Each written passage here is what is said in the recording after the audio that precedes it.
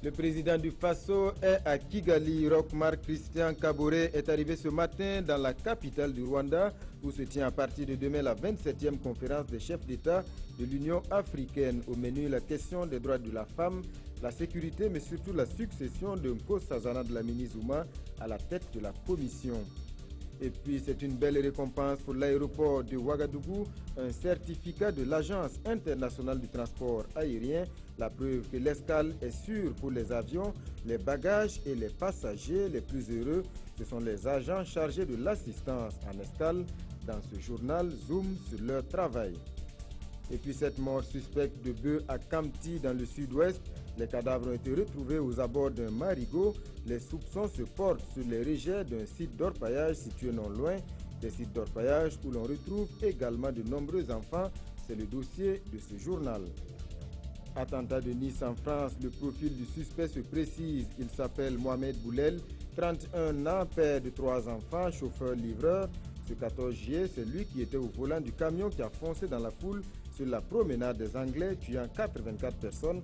Son domicile à Nice a été investi par les enquêteurs. Son ex-femme a été interpellée. Voilà pour la une de ce journal. Mesdames et messieurs, bonsoir et bienvenue. Le président du Faso est à Kigali. Roch-Marc Christian Kaboré est arrivé ce matin dans la capitale du Rwanda où se tient à partir de demain la 27e conférence des chefs d'État et de gouvernement de l'Union africaine. Au menu, la question des droits de la femme, la sécurité, mais surtout la succession de Nkosazana Dlamini Zuma à la tête de la commission. Roger Kam et Olopoda. Avec l'arrivée des chefs d'État à Kigali, on commence à entrer dans le vif du sujet, la question des droits de l'homme en Afrique. Le président du Faso est arrivé dans la capitale rwandaise aux environs de 9h40 heure locale, soit 7h40 heure de Ouagadougou. À sa descente d'avion, Roch-Marc Christian Kaboré a été accueilli par le ministre rwandais en charge de la sécurité intérieure.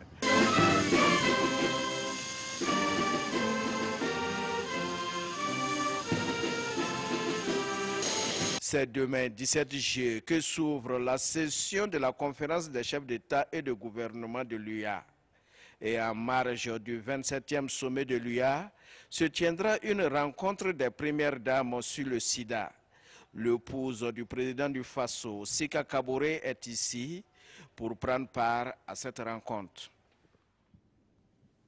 Doucement mais sûrement, la maison du Burkina pousse à Abidjan. Le nouveau siège de l'ambassade du Burkina en Côte d'Ivoire, annoncé depuis Belle-Lurette, est en plein chantier. Le ministre des Affaires étrangères s'est rendu sur le site des travaux. 9 étages sont déjà sortis de terre, mais quelques obstacles d'ordre administratif demeurent. Alpha Bari a rencontré les entreprises de construction et de contrôle afin de les lever. Nongba Kouda, Sibidi Issa Lankwande.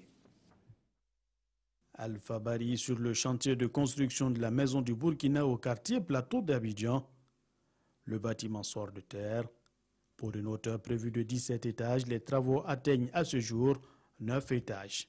Bien qu'en progrès, le chantier connaît tout de même quelques difficultés. Là, nous avons 2-3 autres problèmes liés à la rue qui jouxte le chantier, également à la hauteur du bâtiment et au problème de documents du bâtiment. Bon, mais ce sont des problèmes administratifs que nous sommes en train de régler.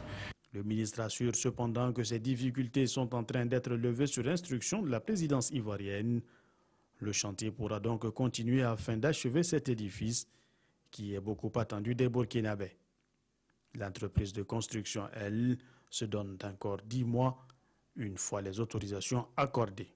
Dès lors que toutes les autorisations et tous les problèmes sont résolus, on estime donc 10 mois de travaux pour finaliser en fait la maison du Burkina en Côte d'Ivoire. D'un coût global de 25 milliards, le complexe est financé par le budget de l'État burkinabé. Les compatriotes vivant en Côte d'Ivoire y contribuent également à travers une taxe prélevée sur la carte consulaire. Une fois terminé, il abritera tous les services diplomatiques et consulaires du Burkina, des appartements, des bureaux et des représentations commerciales. Rencontre entre les ministres de la Sécurité du Burkina et du Togo ce matin à Cinquancé, à la frontière entre les deux pays. Simon Compaoré et son homologue ont eu des échanges avec les populations vivant de part et d'autre de la frontière. Un seul message, la collaboration avec les forces de sécurité pour contrer les menaces de tout genre. Compte rendu, Issa Kafando et Nyarkiteda. Cinquancé Togo. Burkinabés et Togolais de cette zone partageant la même frontière ont rendez-vous ici avec les ministres Simon Compaoré du Burkina et Dameyan Yark du Togo, tous ministres en charge de la sécurité des deux pays. C'est une rencontre de sensibilisation sur la cohabitation pacifique, de fraternité et de convivialité pour qu'ensemble, autorités, forces de défense et de sécurité, avec les populations viennent à bout de l'insécurité devenue grandissante dans les zones frontalières. Sans paix, sans sécurité, on ne peut pas construire. Et c'est ce message-là que nous sommes venus donner à ces populations. Et nous avons tenu à ce que, sur le plan économique également, parce qu'il y aura la paix, que le commerce régulier puisse faire en sorte que ceux qui l'exercent puissent y tirer un bénéfice et que ça soit profitable également pour les deux pays, le Togo et le Burkina. Et à cette rencontre, c'est un cours du donner et du recevoir entre ministres et population. Un défi commun pour les deux camps, relever à tout prix le défi de l'insécurité, mais cet engagement ne saurait tolérer le désordre, ont mentionné les deux ministres quand il s'est agi des cas de certains groupes d'autodéfense relevés à cette rencontre. La paix n'a pas de prix. Ces groupes d'autodéfense, tout ce qu'ils peuvent faire pour aider les forces régulières, c'est renseigner. Et s'ils sont témoins d'un fait ou d'une infraction, ils peuvent appréhender l'auteur, le confier aux forces régulières. Il ne doit pas se substituer ou à la police ou à la gendarmerie. Pour les populations, c'est une rencontre qui vient à point nommé et devrait raffermir davantage les liens de coopération et de fraternité entre les deux pays. Les deux rencontres, c'est la bienvenue. Et nous souhaitons que vraiment ça soit une rencontre vraiment fiable. Parce que si les deux pays sont unis, même combat, nous allons vaincre. Tout comme les populations, les deux ministres se sont réjouis de cette rencontre transfrontalière avant d'effectuer une visite au poste de contrôle juxtaposé de Cinquancé pour encourager l'ensemble des forces qui y travaillent.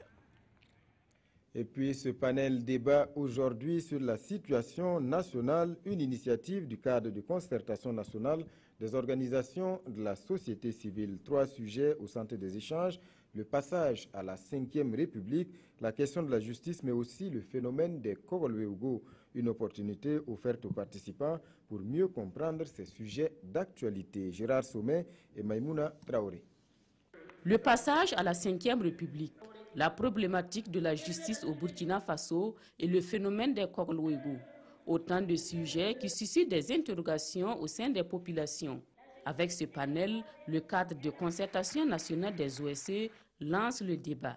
Des libérations ont été faites sur des bases que nous ignorons. Souvent on dit qu'il y a des Kogolwe qui sont bons et ceux qui ne sont pas bons.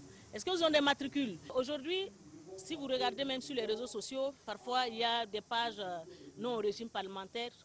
Donc, nous voulons comprendre. Le thème portant sur le passage à la 5e République est présenté par Abdoul Karim Sango. Et pour mieux se faire comprendre, celui-ci se réfère à l'histoire de la Grèce antique. Et il y a un grand philosophe là-bas, qu'on appelait Solon. On est allé le voir, on lui a dit, Solon, dis-nous quelle est la meilleure constitution. Il dit, pour quel peuple? Autrement dit, la Constitution doit refléter notre histoire, doit refléter notre identité. Et nous ne rédigeons pas une Constitution pour le pouvoir d'aujourd'hui. Ismaël Diallo et d'autres panélistes se sont aussi entretenus avec les participants. Des représentants de la justice militaire, du président de l'Assemblée nationale et du ministre en charge de la sécurité étaient également là pour participer aux échanges et surtout pour porter les conclusions de ce panel au plus haut niveau.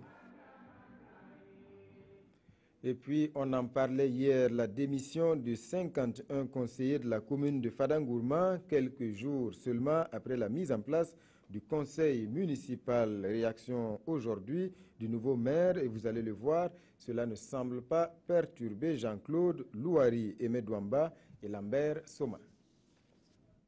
En initiant cette conférence de presse, le maire de la ville de Fadangourma dit être venu partager sa vision du développement à impulser à cette localité, laquelle vision pourra se concrétiser entre autres à travers la création d'un cadre de dialogue social franc. Le développement et le renforcement du capital humain des agents communaux, du conseil municipal et des acteurs connexes, le renforcement de la disponibilité et de la qualité des services sociaux de base, le renforcement des secteurs de soutien à la production, la dynamisation des secteurs porteurs de l'économie locale. Comme acte concret à réaliser dans les 6 mois à venir, il y a la normalisation et la construction de 4 écoles primaires, la construction d'une salle des professeurs au lycée communal, la réhabilitation du CSPS de Momba et l'aménagement et le pavage de la cour de la mairie. La question des 51 conseillers démissionnaires n'a pas été occultée. Le titre c'est quoi? Liste des conseillers ayant participé à l'Assemblée générale. On n'a pas dit liste des conseillers démissionnaires. C'est l'original qui est là, ce n'est pas une copie, c'est l'original. Ce n'est pas parce que j'ai participé à une Assemblée générale que je suis démissionnaire. Un suppléant n'est pas un conseiller. Un suppléant ne peut pas démissionner parce qu'il n'est pas. Il ne peut pas démissionner pour quelque chose qu'il n'est pas. En tout état de cause, Jean-Claude Louari et son équipe se disent ouverts au dialogue avec pour objectif final le développement de la cité de Yendabili. Santé à présent, après le succès de la lutte contre l'onchocercose, les acteurs voient plus large. Désormais, l'objectif, c'est de vaincre plus tôt les maladies tropicales négligées dans leur ensemble. En tout cas, toutes les parties prenantes affichent leur détermination. Jean Zongo, Abdelaziz Yaguibou. Pas question de baisser la garde, même si la situation est actuellement sous contrôle. Les pays touchés par les maladies tropicales négligées, dont l'onchocercose, s'accordent à changer le fusil d'épaule pour les batailles futures. Désormais, ils optent pour la diversification et la pérennisation des sources de financement, la culture de la solidarité et la mise à contribution d'une approche inclusive. Approche qui devrait impliquer à fond les firmes pharmaceutiques donatrices, les bailleurs de fonds, les professionnels de la santé, mais aussi les communautés à la base elles-mêmes.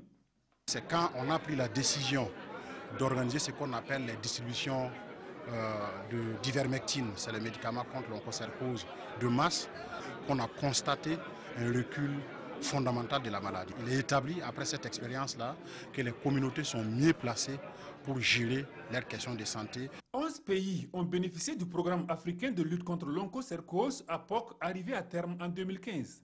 À ces pays, ici représentés par leurs experts et leurs ministres de la Santé, l'OMS promet plaider auprès des donateurs pour une mise en œuvre réussie du projet qu'elle a mis en place pour la suite du combat contre les maladies tropicales négligées. Nous allons travailler ensemble avec tous les parties prenantes pour mobiliser des ressources internationales, mais aussi pour encourager l'investissement des budgets propres des États africains. Selon les prévisions de l'OMS, ce sont environ 5 à 8 milliards de francs CFA qui seront mobilisés chaque année pour la conduite du projet spécial élargi pour l'élimination des maladies tropicales négligées. Un projet d'une durée de 5 ans. Pas de répit non plus dans la lutte contre le paludisme, première cause de consultation au Burkina Faso. L'opération de distribution de moustiquaires imprégnés bat son plein. Depuis hier, les ménages recensés prennent d'assaut les points de distribution. Constat à Bobo Dioulasso, Martin Zerbo, Siri Kimiliogo et Karim Sissé. En file indienne et munis de leurs bons, ces bobolets attendent leurs moustiquaires imprégnés.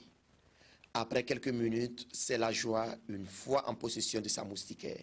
Je suis très contente puisque nous venons d'avoir des moustiquaires imprégnés pour notre santé, pour la protection de nos enfants et nos petits-enfants.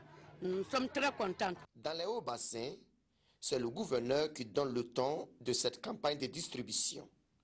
Une campagne qui s'inscrit dans le cadre de la politique du gouvernement de lutte contre le paludisme, première cause de consultation sanitaire au Burkina. Le moustique est le vecteur principal la transmission de la maladie et les moustiquaires imprégnés permettent d'empêcher les piqûres de moustiques, donc d'empêcher que la maladie s'installe au niveau des populations. Du 15 au 18 juillet 2016, l'opération se déroule sur toute l'étendue de la région des Hauts-Bassins. Les bénéficiaires sont donc invités à se rendre sur les sites de retrait mentionnés sur leur bon.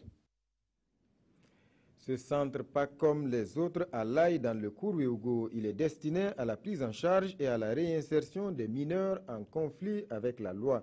Mais après des années de fonctionnement, une restauration des bâtiments s'imposait.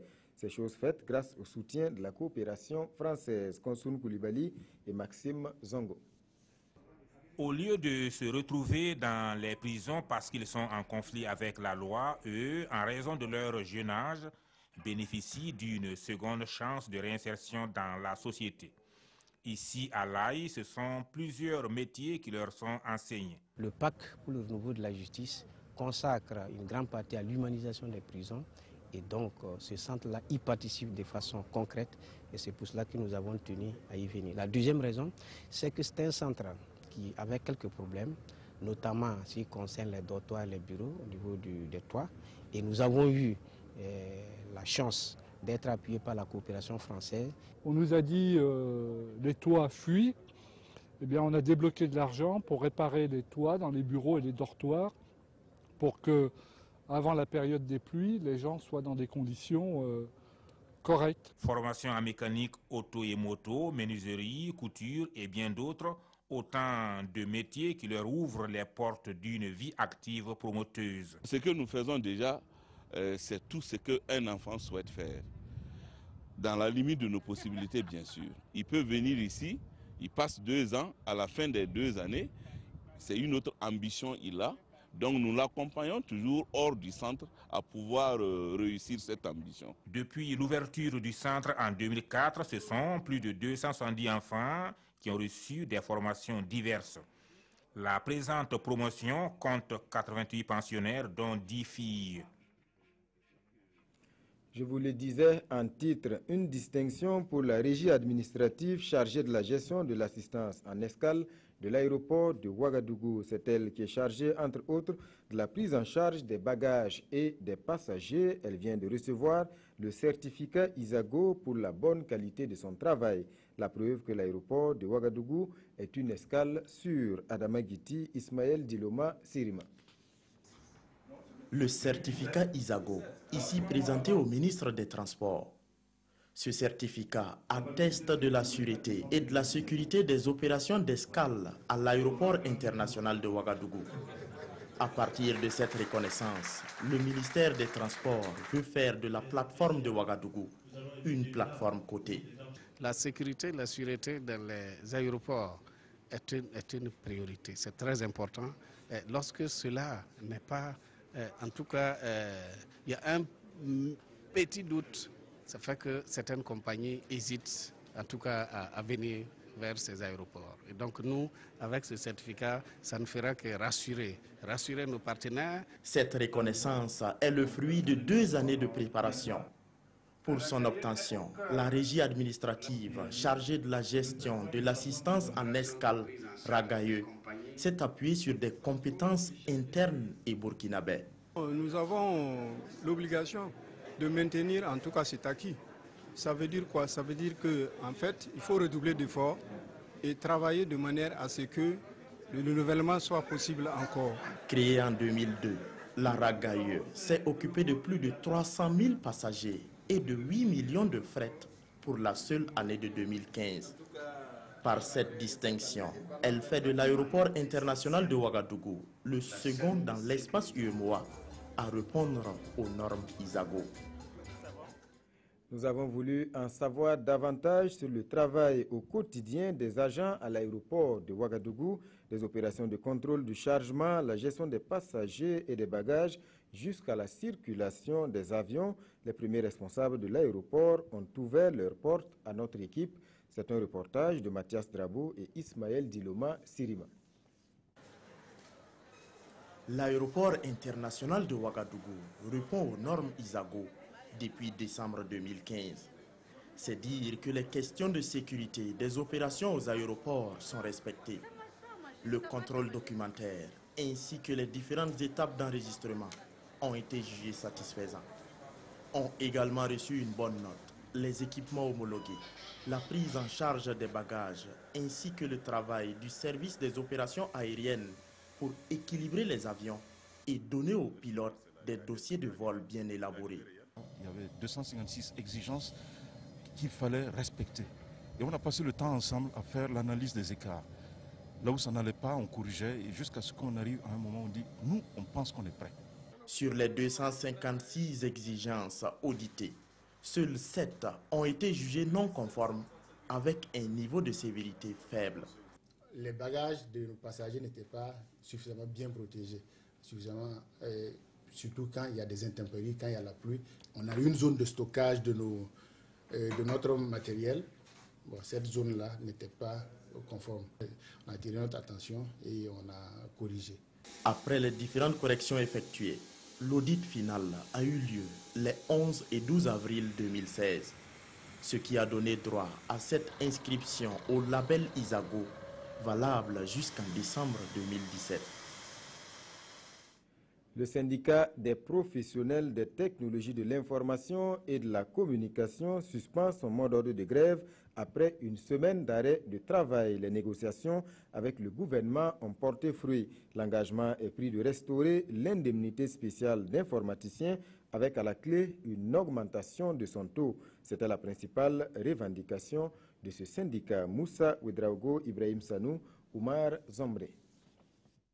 Le syndicat des professionnels des technologies de l'information et de la communication SYNPETIC suspend son mot d'ordre de grève. Annonce faite ici au cours de cette conférence de presse. Entré en négociation avec le gouvernement depuis 5 jours, il dit avoir obtenu un engagement de la part de ce dernier pour la satisfaction de certains points de sa plateforme revendicative. Le gouvernement a reconnu maintenant que le dialogue est la voie de résolution des problèmes. Il a aussi pris l'engagement de restaurer l'indemnité spéciale d'informaticien en promettant une augmentation de son taux. Le SYNPETIC, prenant en compte l'intérêt général de la nation, a décidé de suspendre la grève pour permettre au dialogue de continuer en vue de trouver des solutions pour tous les points de la plateforme. Pour l'instant, aucun protocole d'accord n'a été signé entre le SYNPETIC et le gouvernement, précise cependant le secrétaire général du syndicat. Le protocole d'accord n'est pas encore signé entre le syndicat et le gouvernement. Pour un esprit patriotique, nous allons peut-être aller au niveau des négociations pour permettre à l'administration de fonctionner. Parce qu'actuellement, l'écho qui nous revient, c'est qu'en tout cas, à un certain niveau, tout est paralysé. Le syndicat entend poursuivre les négociations avec le gouvernement pour la satisfaction des autres points de sa plateforme revendicative. Il appelle par ailleurs tous les informaticiens à rester mobilisés car la grève est suspendue mais pas encore levée. Que d'interrogations à Kwekwera, un village situé à quelques kilomètres de Kamti dans le sud-ouest après la mort suspecte d'une dizaine de bœufs. Les cadavres des animaux ont été retrouvés non loin d'un marigot. Les soupçons se portent sur un site d'orpaillage situé dans les environs. Explication Oumarou Sayon et Draman Kaboré. Triste journée pour cet éleveur de Kokwera, village situé à 7 km de Kamti. 8 bœufs de son troupeau sont morts près d'un site aurifère dans la nuit du jeudi, juste après une pluie. Pour mon père, là, c'est 7. Bon, pour moi, c'est 1. Et pour moi, c'est 4 qui étaient venus et l'autre là, on ne sait pas où il était parti. Ils ont dit que de ne pas faire ce travail ici. Moi, j'entends plusieurs fois. Moi, je ne sais pas qu'ils sont là pour casser, pour faire ce travail-là. Donc nous, là, ça nous a surpris aujourd'hui. Au regard de la position du site d'orpaillage par rapport au lieu de pâturage du troupeau de bœufs, la thèse de la pollution de l'eau de breuvage des animaux semble pousser. Ces dégâts donc, sont dus donc, à un empoisonnement, voilà, des intoxications alimentaires. Voilà, si on regarde donc le ballonnement des animaux, c'est-à-dire suite donc à la grande pluie, il s'est pris donc les produits toxiques donc ici donc de l'orpaillage, en tout cas peuvent être drainés par les eaux et cela peut entraîner donc facilement l'intoxication des animaux. Après des échanges entre les différentes parties, le propriétaire du troupeau souhaite une indemnisation à la hauteur de sa perte. Les techniciens d'élevage ont ordonné l'enfouissement des bœufs morts dans ces trous d'orpaillage abandonnés. Des échantillons des produits utilisés pour le traitement du minerai ont été prélevés pour des éventuelles analyses qui pourront confirmer les raisons du drame. L'usage de produits dangereux, ce n'est pas le seul problème sur les sites d'orpaillage du sud-ouest et des autres régions du Burkina en général. Sur ces sites, on retrouve de nombreux enfants à un âge où ils devraient plutôt être sur les bancs, des enfants exposés à des risques divers. C'est le dossier de ce journal. Salifou Belem et Draman Dadian. Il n'a que 15 ans. Élève en classe de 5e. Alphonse Kambou a déjà pris place sur ce site d'or pour y passer ses vacances. On est en vacances, je suis venu pour chercher l'argent pour aller scolariser mon scolarité. Parce que mon papa est mort.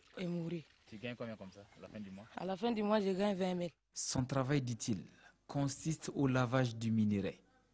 Une activité qu'il mène chaque vacances et ce depuis l'école primaire. Mohamed Ouedraogo, 17 ans. Lui n'a pas été inscrit à l'école. Son métier, l'orpaillage. Il a fait des centaines de kilomètres pour se retrouver là, à la recherche du métal jaune.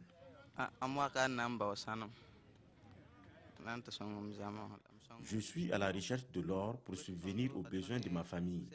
Je sais bien que l'orpaillage est interdit aux enfants, mais c'est mon seul refuge.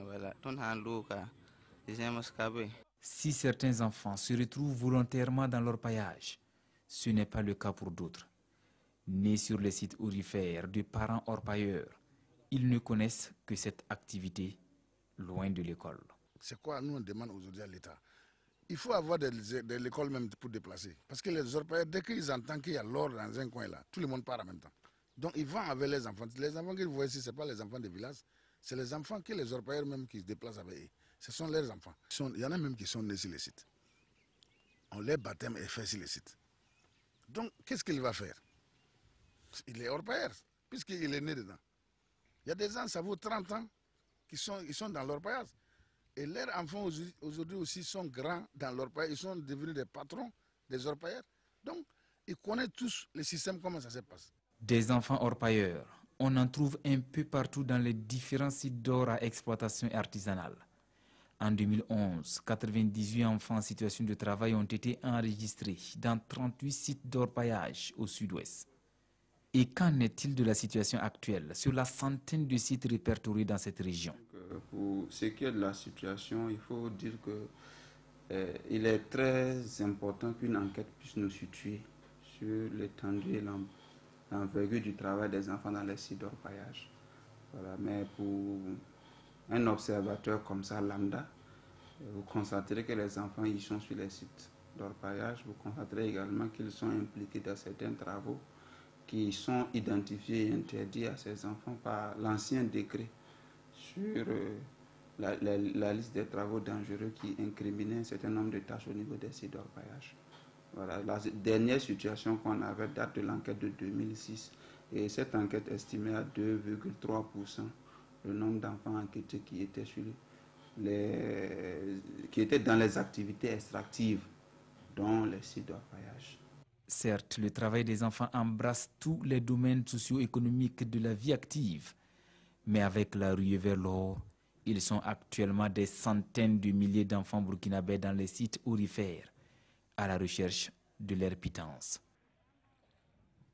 Tout autre chose pour poursuivre signature de contrats entre les établissements bancaires et Crédit Info Volo sous l'égide de l'agence de la BCAO. C'est une plateforme qui devrait améliorer la disponibilité des informations sur les clients demandeurs de crédit au Burkina. Explication Adama Guiti et Nathalie Sawadou. Dès la semaine prochaine, toutes les banques, les établissements financiers, les institutions de microfinance de grande taille devront s'approprier la plateforme BIC, le Bureau d'information sur le crédit. Cela se matérialise ici avec la signature des contrats entre le directeur général de la société Crédit Info Volo et les responsables des institutions financières. Il s'agit de permettre aux banques, aux clients des banques, de donner les meilleurs éléments d'appréciation sur les requêtes qu'ils peuvent faire à leurs banquiers. Donc au préalable, il faut qu'ils communiquent un certain nombre d'informations les concernant. Et ces informations sont centralisées par le fournisseur de services qui est Crédit Info Volo. Et lorsque ce client-là veut s'adresser à sa banque pour des requêtes, notamment en matière de crédit, cette banque peut avoir accès à des informations qu'elle-même elle a collectées ou que d'autres banques dans tout le mois a collecté sur elle. Les établissements assujettis de la Côte d'Ivoire, du Mali, du Niger et du Sénégal sont actifs sur la plateforme d'échange de données. Le Burkina Faso est prêt à suivre le pas. Si ce dispositif est mis en œuvre, ça permet de donner aux banques la possibilité d'aller de l'avant et de faire mieux. Crédit Info Volo est une société multinationale. Elle fait partie des principaux fournisseurs en matière d'information de crédit dans le monde. Cinéma à présent, Sacrée Famille, c'est le titre du tout dernier film de Aboubacar Diallo. C'est son 17e long métrage. Cette fois, le réalisateur s'appuie sur la vie d'un couple pour mettre en exergue des valeurs telles que la solidarité et l'entraide. L'avant-première a eu lieu hier au ciné Burkina. Moussa Ouedraogo, Godefroy Bazier et Draman Dadian. Elle m'a avoué qu'elle était mariée à un vieux gars canté, un gars à fond dans ses fétiches. Boubacar Diallo a gardé les mêmes ingrédients qui ont fait le succès de ses précédents films, c'est-à-dire la comédie et la peinture à grands traits de la société burkinabé. Le Burkina Faso a traversé des événements très difficiles, très durs, qui ont permis de montrer que nous sommes réellement une nation. Mais une nation soudée. Et la première cellule de la nation, c'est la famille. Il faut des familles soudées pour qu'au-delà, il y ait une nation soudée. Sacrée Famille, c'est la vie d'un couple, celui de Cheikh et de Fabiola. Une famille ordinaire qui connaît les problèmes de tout le monde. Infidélité et infertilité, entre autres. Nous avons découvert le scénario avec beaucoup de passion, avec beaucoup d'entrain. On s'est plu dedans, on s'est retrouvé dedans, on a incarné le personnage. Il y a des difficultés que les couples traversent, voilà, qui ne sont pas insurmontables. Voilà, donc c'est pour dire il faut toujours croire, aller de l'avant et voilà, ça ira. Cette nouvelle fiction des films du dromadaire met la femme, la solidarité et la famille au centre de ses préoccupations. Qui mieux que la ministre Laure Zongo pour endosser les habits de la marraine? Cette famille qui est bâtie autour de Cheikh et de Fabiola, mais autour d'eux, nous avons ce tissu social et cette solidarité qui est là, cette valeur africaine que nous avons. Le 17e long métrage de Boubacar Diallo sort lundi prochain dans les salles du ciné en attendant de passer à la télé, car le film est extrait de la 2e saison de la série Fabiola. Sport à présent, vous l'avez peut-être suivi en direct. Le RCK est champion du Burkina en football. Le sacre a eu lieu cet après-midi au stade municipal Issoufou Joseph Konombo. Les Faucons ont tué tout suspense en cette 29e journée du championnat national de football en battant les fonctionnaires de Bobo Dioulasso sur le score de 3-1. Un dénouement heureux pour l'entraîneur du RCK, Kamou Malo, aux anges après le sacre de son équipe. Il s'exprime au micro de Lassina Sawadogo. J'ai fait une publication il y a 3 jours où je disais que le bout du tunnel n'était pas encore loin. Effectivement, ce soir, nous avons vu la lumière au bout du tunnel. Et ça, je le dois en grande partie, bien sûr, à ces joueurs qui se sont saignés tous les jours à l'entraînement. Ils ont écouté les consignes. Parfois, je rentre dedans. En tout cas, ils ont supporté mes caprices parce que je suis très exigeant et ça a payé ce soir. C'est l'occasion pour moi de dire merci au public sportif burkinabé. Parce que simplement, dans son ensemble, que ce soit supporter de l'ASPA, que ce soit supporter de l'ELEFO ou de l'USO, en tout cas, c'est eux qui nous ont permis en tout cas, d'aller chercher ce titre-là. Parce qu'ils ont mis du piquant dans ce championnat. Et je pense que le football burkinabé ne fait que grandir. Beaucoup moins gai, actualité hors de chez nous. Attentat de Nice en France, le profil du suspect se précise. Il s'appelle Mohamed Boulel, 31 ans, père de 3 enfants, chauffeur-livreur. Ce 14 juillet, c'est lui qui était au volant du camion qui a foncé dans la foule sur la promenade des Anglais, tuant 84 personnes. Son domicile à Nice a été investi par les enquêteurs. Son ex-femme a été interpellée. L'enquête devrait permettre d'en savoir davantage sur ses motivations. Des perquisitions ont eu lieu à Nice dans 2 adresses liées à l'auteur présumé de l'attentat dont on connaît désormais le profil. Un homme de 31 ans, né en Tunisie, père de famille, qui était titulaire d'une carte de séjour valable 10 ans. Dans cet immeuble, des voisins dressent un portrait de l'individu. Regardez bizarrement, nous n'ouvrons même pas la porte, c'est-à-dire quand on arrive de derrière, il nous claque la porte. Franchement, pas normal. Grisonnant, la trentaine, 35 ans, je veux dire... c'est quelqu'un qui plaît aux femmes.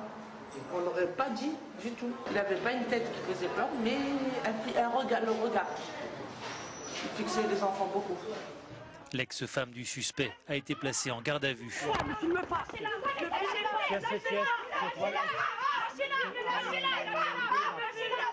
Mohamed Lawesh Boulel travaillait comme chauffeur-livreur. Il avait loué lundi un camion frigorifique qu'il devait restituer ce vendredi. Les images de vidéosurveillance ont permis de retracer son parcours avant son attaque meurtrière. Il s'est rendu en vélo jusqu'au camion, puis a pris la direction de la promenade des Anglais. Un coup d'État manqué en Turquie. Une partie de l'armée a tenté hier de renverser le président Recep Tayyip Erdogan, mais la tentative a échoué. Les loyalistes et les partisans du président ont réussi à contrer l'offensive des rebelles. Des dizaines de personnes ont été tuées et des centaines de soldats arrêtés. Le président Erdogan promet à ceux qui ont trahi le pays qu'ils paieront le prix fort. Après avoir investi dans la nuit ce pont suspendu à Istanbul, une soixantaine de rebelles de l'armée turque s'est rendue ce samedi matin aux forces de sécurité. Alors que la confusion règne encore, la Turquie se réveille dans la douleur après une nuit de violence. D'après un bilan officiel, la tentative de coup d'État aurait fait au moins 90 morts, dont de nombreux civils, et plus d'1 millier de blessés. Mais le gouvernement de Recep Tayyip Erdogan semble avoir repris le contrôle de la situation. Au moins 1500 militaires ont été arrêtés, 29 colonels et 5 généraux ont été démis de leurs fonctions. Le Premier ministre a notamment nommé un nouveau chef d'état-major par intérim. Des avions de chasse turcs ont bombardé des chars de putschistes déployés aux alentours du palais présidentiel à Ankara. Des hélicoptères rebelles ont également été abattus. Le président Erdogan a dénoncé une opération menée selon lui par Fethullah Gülen, son ennemi juré. Des accusations réfutées par ce dernier. Fin de ce journal. Merci pour votre attention. Passez un bon week-end en compagnie des programmes de la télévision.